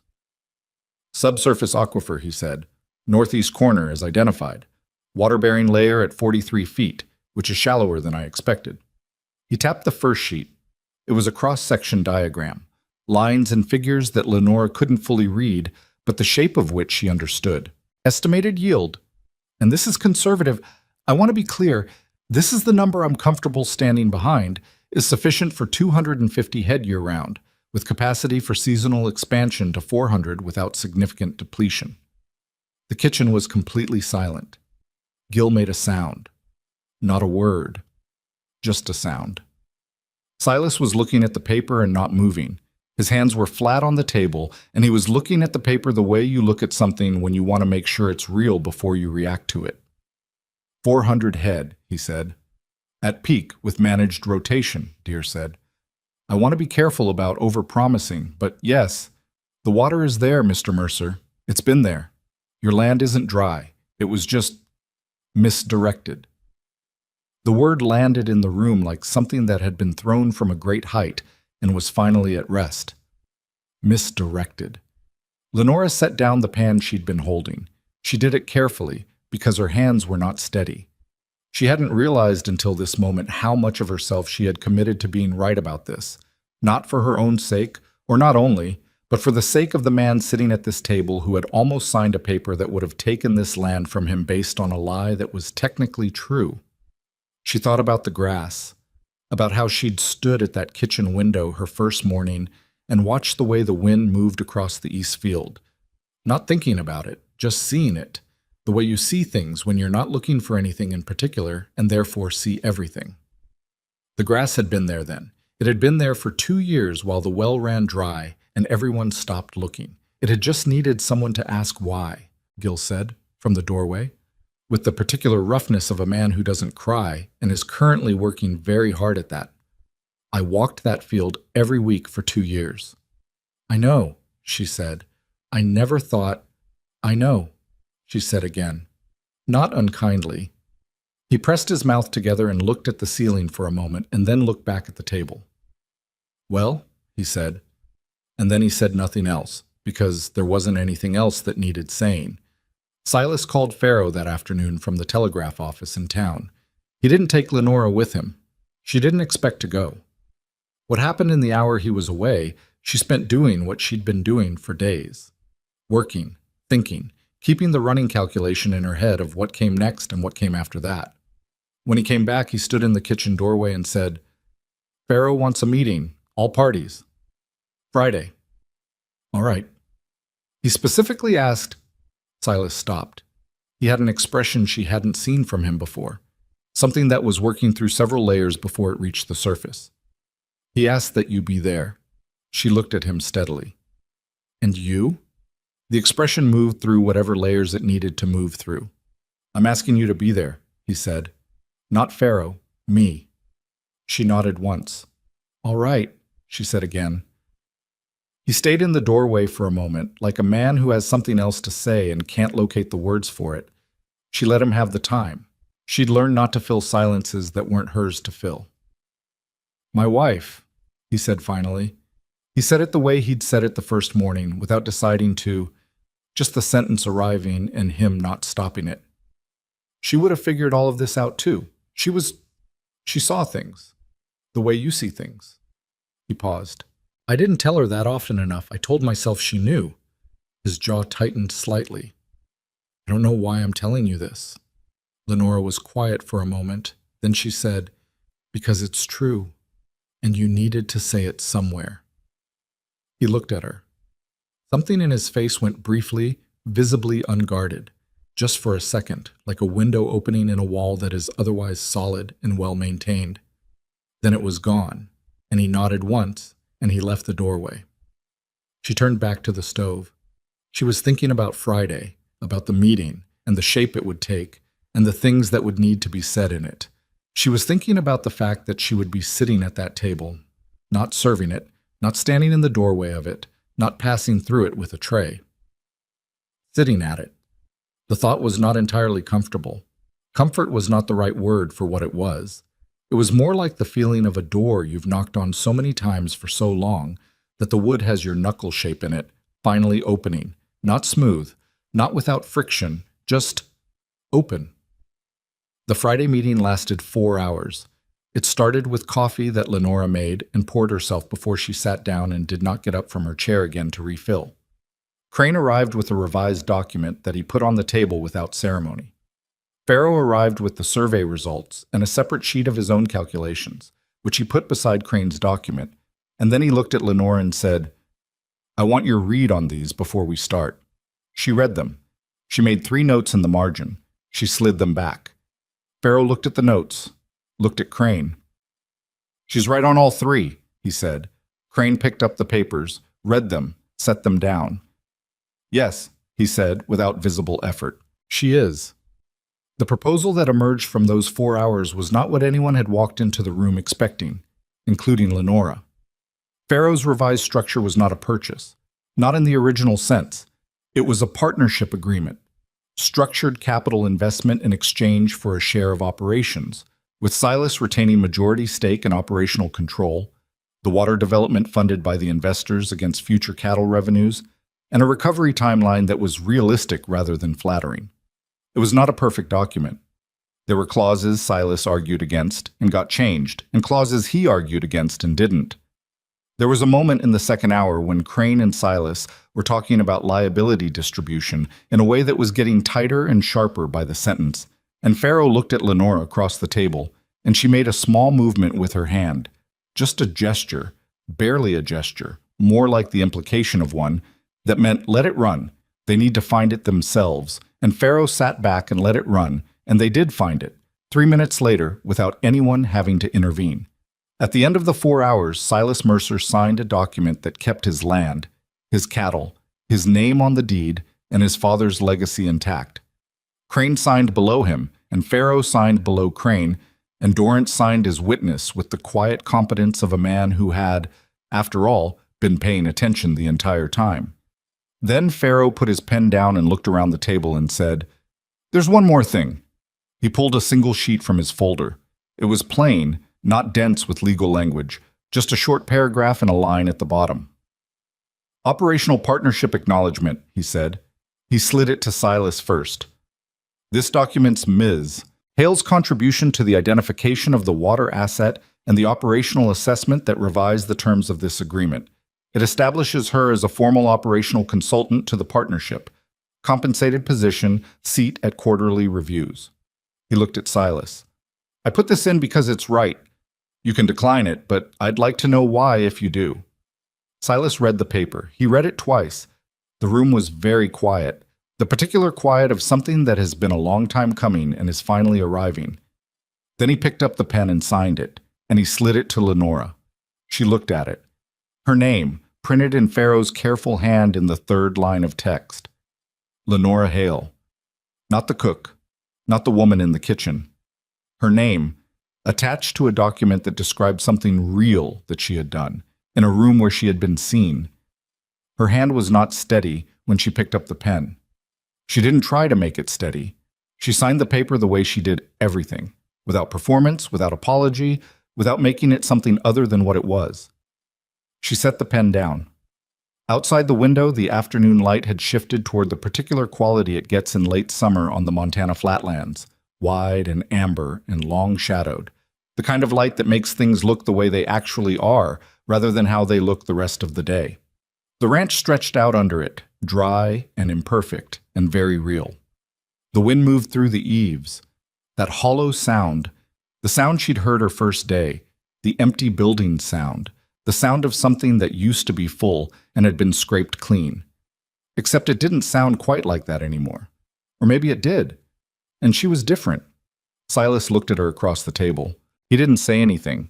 He had the expression of a man who had several things he wanted to say and couldn't organize them into language yet, which he had come to understand was simply how he was made.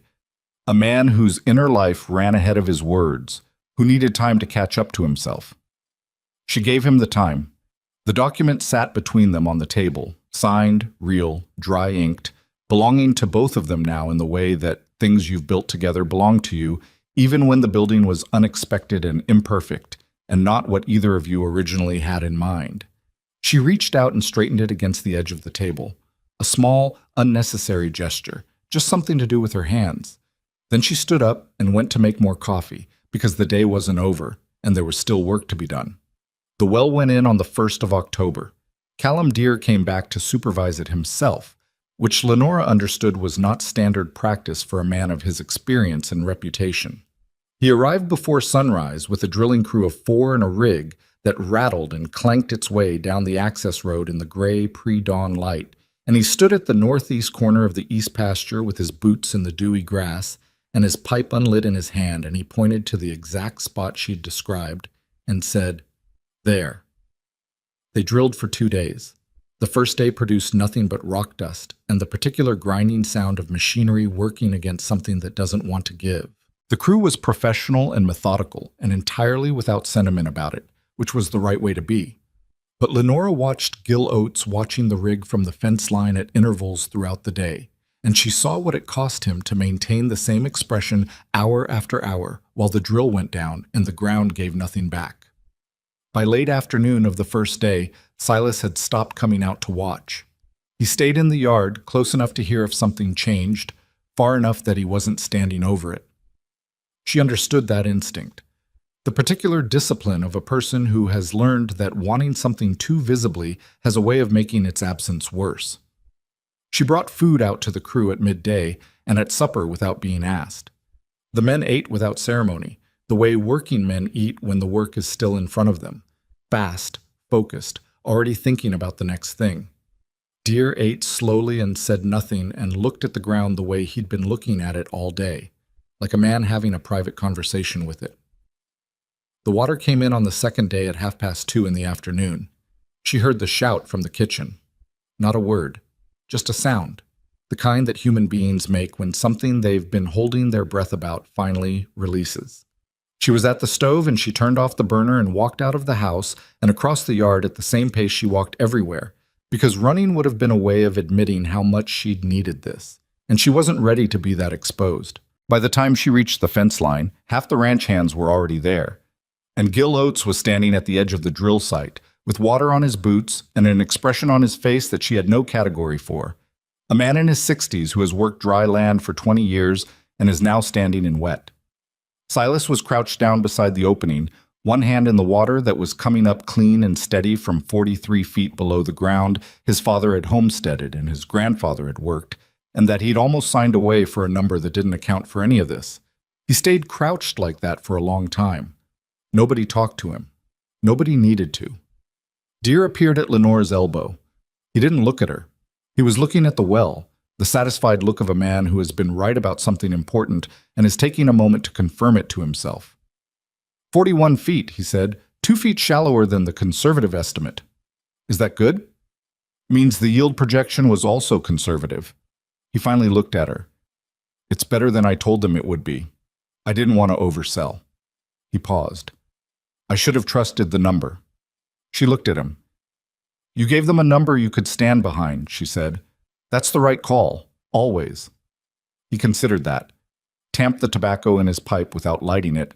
A habit she'd noticed was how he thought. You've been in this business a long time, he said. Not this business specifically. Some version of it, he said. He looked back at the well. The business of knowing things and deciding how much to say. She didn't answer that, but she thought about it for the rest of the afternoon. The weeks that followed the well were not easy. Easy was not the right word for what they were.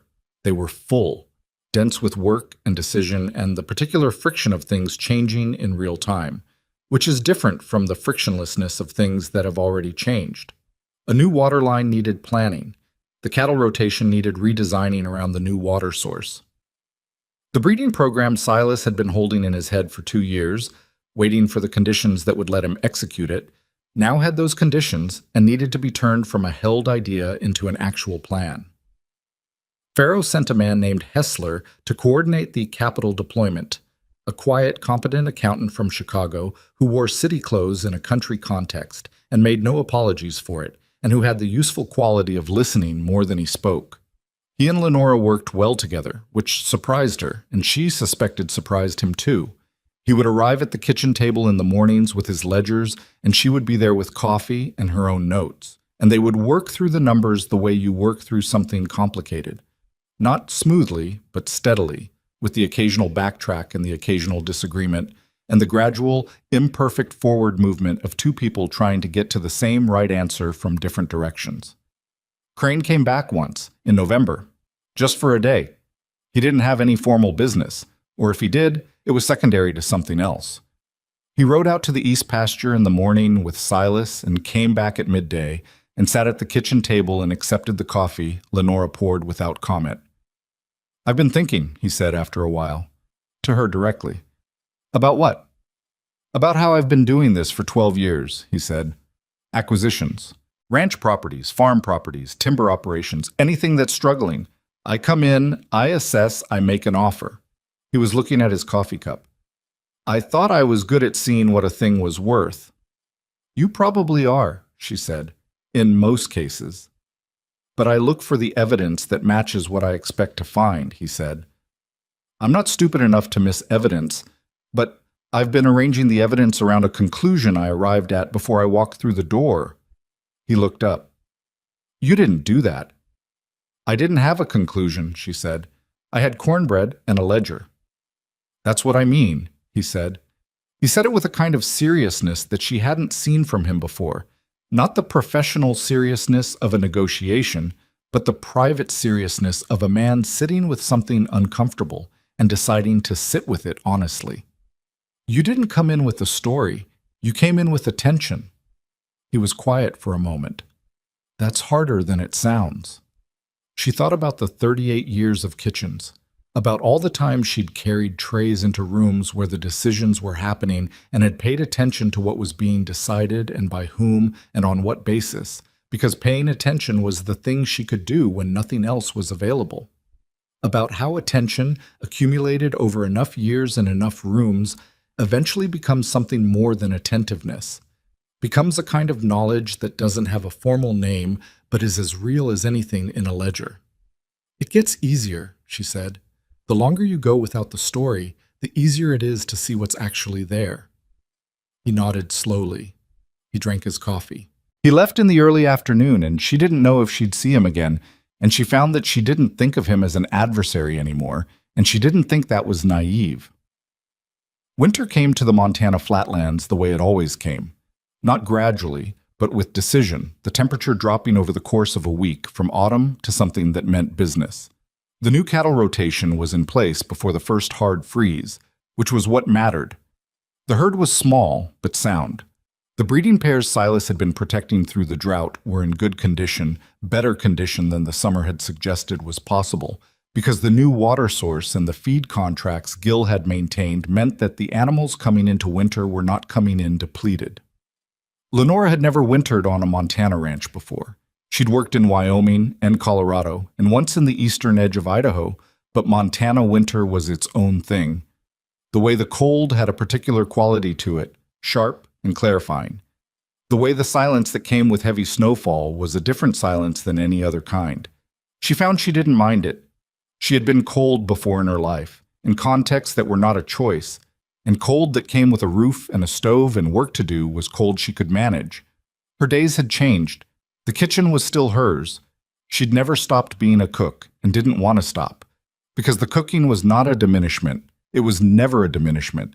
It was a thing she was good at, and that mattered, and that fed people who needed feeding, and there was no hierarchy of importance that made that worth less than sitting at a table with papers on it. But the table with papers on it was also hers now. Both things were true simultaneously, and she'd stopped trying to resolve the tension between them because the tension wasn't a problem. It was just what her life looked like.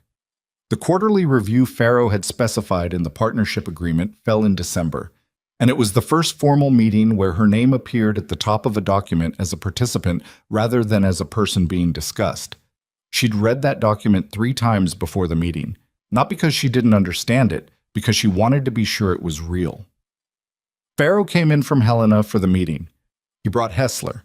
Silas was there, and Gil, and a man named Tucker who managed the cattle side of the operation, and who had spent the first month after the partnership treating Lenora with the careful, sideways respect of someone who hadn't decided yet whether she was an authority or an anomaly, and had ultimately, she thought, landed somewhere between the two.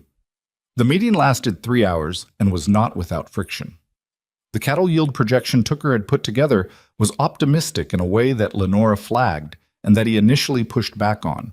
Not because he was wrong about the cattle exactly, but because he was calculating against a best-case water year, and they didn't know yet what they had. She said so, with the same plain directness she'd used in the room with Crane and Farrow in August, and Tucker looked at Silas the way men sometimes look at the person nominally in charge when someone they're not sure about challenges them, and Silas said, "She's right, Tucker. Adjust the projection." Tucker adjusted it. He was professional about it. That was what mattered. At the end of the meeting, when Hessler was packing his ledgers and Gil had gone out to check on something in the barn that probably didn't need checking, Farrow pulled Lenora aside, or as aside as you could get in a ranch house kitchen, which was not very, and he said, "How are you doing, actually?" The question surprised her, not because it was inappropriate, but because so few people asked it directly, with that particular emphasis on actually, which meant not the professional answer, the real one. She thought about it honestly. "I'm finding my footing," she said. "That's what it looks like from the outside too," he said. "I want you to know what you did here in August with the assessment. I've been in this business since I was 26 years old, and I have not seen someone with no formal standing in a room turn a negotiation the way you turned that one." He paused. "You should know that." "I didn't turn a negotiation," she said. "I said what was true." "That's exactly what turned it," he said. She looked at him. He was not a man who said things he didn't mean. She'd established that early. She let the statement sit without deflecting it, which was something she'd been practicing. Receiving things directly, without folding them away immediately, without the reflex of dismissal that years of being overlooked had installed in her as a kind of self-protection. "Thank you," she said. He nodded. That was enough for both of them. Spring came eventually, the way it always did, with the particular hesitancy of Montana springs, 2 steps forward and 1 step back. A warm week followed by a cold snap, followed by mud season, followed by the first real thaw that meant it. The new well had wintered well. The water table had held steady through the cold months, which Deere, in a brief letter he sent in February, described as a positive indicator for long-term yield.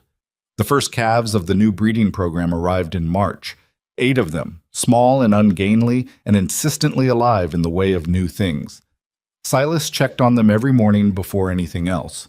Lenora saw him from the kitchen window on those mornings, standing in the barn doorway with his coffee going cold in his hand, watching the calves with an expression that was quieter and more open than any expression she'd seen on him in daylight. She thought about what he'd said about his wife, about the woman who'd run this kitchen before her, who had seen things, who had understood this place from the inside.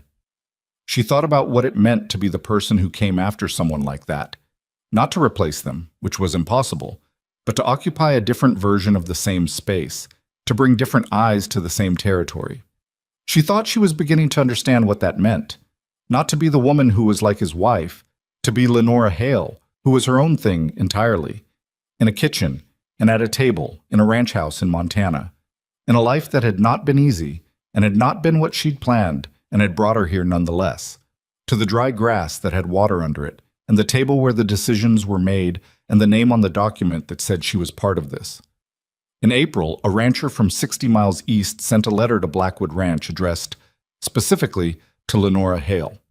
His name was Beaumont, and he was dealing with a water access dispute with his neighbor that had been poisoning the relationship between the two operations for 3 years. He'd heard, through the particular telegraph of frontier gossip, that there was a woman at Blackwood who had found water where the experts said there wasn't any, and he wanted to know if she'd come out and look at his east field because his east field had grass patterns that his ranch hands couldn't explain. She read the letter twice. Then she brought it to Silas. He read it, looked at her. "What do you want to do?" She thought about it. "I want to go look at his east field," she said. "It's a 2-day ride." "I know." He looked at the letter again. Something in his face was working through several things at once. He was not, she had come to understand, a man who was threatened by capability in other people. The people who seemed threatening to him were people who didn't work, not people who did. But this was new territory. This was her taking something that had happened inside his ranch and carrying it outside, which changed the shape of what she was and what her role here was. And she didn't pretend that didn't require him to adjust. "You'd go as a representative of Blackwood," he said. Not a question, more like he was thinking out loud, working out how the thing was structured. "If you want it that way," she said. "Or I could go as myself." He thought about that. "Blackwood," he said, "you're part of this operation. If your knowledge helped another ranch, that reflects on us." He paused. "On all of us." She looked at him carefully. There was something in what he'd said, "all of us," that she wanted to examine, but she didn't do it in front of him. She let it sit. "All right," she said. "Blackwood." She rode out to Beaumont's ranch on a Tuesday with Gil Oates, who had appointed himself her traveling companion without being asked and without asking, which she had accepted because Gil's company was uncomplicated in the way that made a person appreciate it. He talked when there was something to say and went quiet when there wasn't. And the quiet between them on a 2-day ride was a comfortable kind of quiet, the kind that accumulates between people who've been through something real together and have stopped needing to perform ease at each other. Beaumont was a big man with a permanent squint and the look of someone who'd been skeptical of everything for so long it had become structural. He shook Lenora's hand when she arrived with the grip of a man who was trying to calibrate whether to take her seriously, which she had experience navigating. She walked his east field for 2 hours. She didn't say much while she walked. She looked at the grass and the slope and the way the fence line sat relative to the low ground, and she thought about what she was seeing without trying to fit it to a conclusion. What she found was not what he hoped she'd find. There was moisture in that east field, but it was seasonal, surface water from spring runoff, not a deep aquifer. It wouldn't sustain a well. She knew it by the grass type, which was different from the Blackwood grass. Shorter rooted, coming in patches rather than the uniform low spread that indicated something deeper. She told him so that evening at his kitchen table, with Gil sitting quietly in the corner and Beaumont's wife, a sharp-faced woman named Ruth, who made no pretense of not listening, at the stove. Beaumont looked at her for a long moment. "You're sure?" "I'm sure enough to tell you not to spend money drilling there," she said. "I could be wrong, but I'm telling you what I see." He sat with that. His wife set down a pot of something on the table without being asked. "The water dispute I have with Cartwright to the north," Beaumont said. "You know anything about water rights law?" "Some. There's a creek that runs along our shared property line. He's been diverting it upstream, and I can't prove he's doing it on purpose." She looked at him. This was a different kind of problem, not land reading, not ledger reading, but the particular problem of a man in a dispute with a neighbor where the truth was probably visible if someone looked in the right place with the right attention. "Show me where the creek runs," she said. He looked at her steadily. Then he looked at his wife, and his wife made a small gesture with her chin that meant, "Get up and take her there," which was the gesture of a woman who had read Lenora Hale in the course of one evening and reached her own conclusions. She spent an extra day at Beaumont's ranch. What she found by the creek was not complicated. The diversion was real, recent, and clumsily done in a way that would be obvious to any county surveyor who bothered to look. She wrote down exactly what she'd observed and where, and drew a rough diagram of the site, and she left it with Beaumont and told him to take it to the county clerk and let the legal apparatus do what it was designed to do. She rode back to Blackwood with Gil on a Friday, arriving in the late afternoon light that she had come to associate with that particular piece of land. The wide amber light, the long shadows, everything exactly itself. Silas was in the yard when they rode in. He looked at her with the question that he didn't ask out loud, which she had learned to read as fluently as spoken language from him. "East Field is surface moisture," she said, climbing down. "No aquifer. But he has a legitimate case on the water rights dispute. I left him with what he needs." Silas nodded slowly. "Was it worth the ride?" She handed her horse to the hand who'd come to take it, and she thought about the question honestly. About Beaumont's squint softening slightly when she'd laid out the creek diagram. About Ruth at the stove, and the look on her face when she set down that pot. The look of a woman who recognizes something in another woman and doesn't need to say so out loud. About Gil on the 2-day ride, comfortable in silence. Yes, she said. It was worth it. Silas looked at her for a moment. The almost smile appeared, and this time it finished. It went all the way. She hadn't seen it go all the way before. It changed his face considerably, younger, less armored, the face underneath the face he usually wore. Good, he said. Then he went back into the house. She stood in the yard for a moment in the amber light. There would be more letters. She knew that without knowing exactly how she knew it, the same way she'd known about the grass, the same way she'd known about the ledger, the same way she'd known that 40 loaves was the right number when she'd been asked for 36. Not prophecy, not magic. Just the particular knowing that accumulates in a person who has spent their life paying attention to things that other people were too busy or too certain to notice. She was 38 years old and she had worked hard for every room she'd ever been in, and the rooms had not always been good ones, and the work had not always been recognized, and there had been years, more than she liked to remember, when she had moved through her own life like the woman in the story that nobody thought to include. Present, capable, unremarked. That had not changed into something without cost. The cost was still there, accumulated in her body and her caution, and the way she still occasionally went very still in rooms where she was not sure of her standing. That didn't disappear because Pharaoh had put her name on a document or because Silas had asked her to sit down at a table. You don't undo 38 years of anything in one August negotiation. She knew that. But something had shifted, and the shift was real, and the realness of it was not diminished by the fact that it was incomplete. What she understood, and what she had always understood, in the part of herself that was paying attention even in the years when everything else was hard, was that being overlooked was not the same as being invisible. It only felt that way to the people doing the overlooking. To her, she had always been there, fully, in every kitchen and every room and every conversation she'd ever been adjacent to. The knowledge was hers, the attention was hers, the understanding of a ranch's ledger and a field's grass and a table's power dynamics. All of that had been hers, accumulating, waiting. It hadn't needed anyone to recognize it to be real. But recognition, she was learning, was not nothing. It was not the same as the thing itself, but it was not nothing.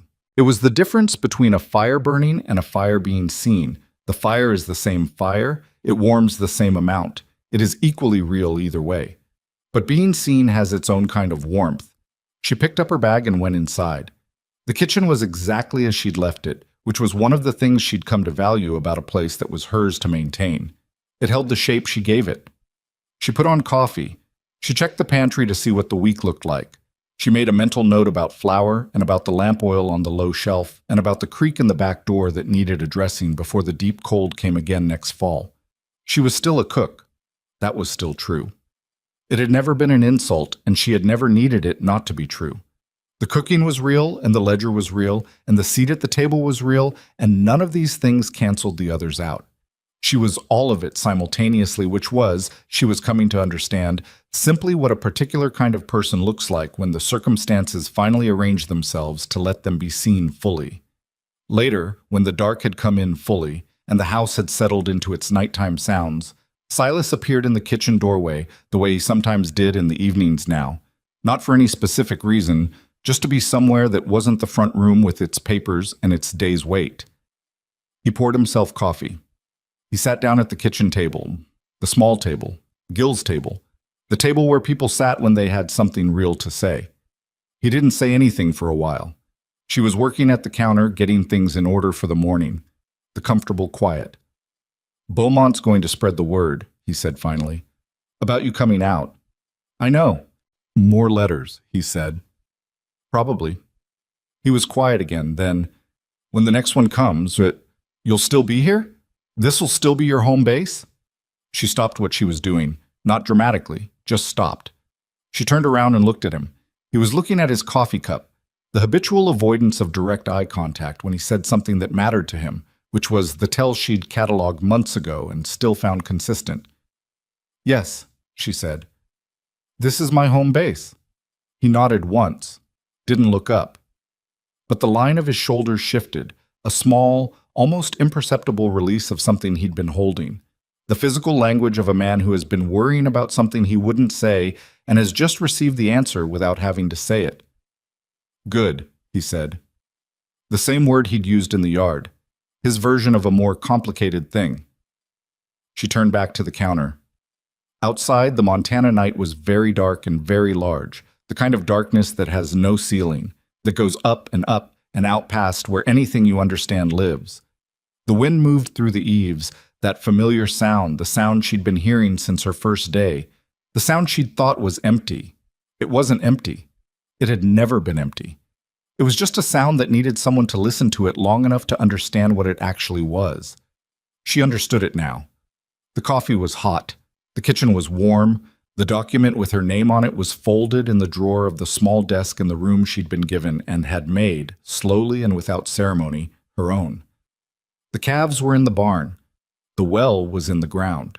The grass was what it had always been, a thing that knew where the water was even when no one was paying attention, growing steadily and without drama over the deep, cold, patient source that had been there all along, waiting for someone to finally ask why.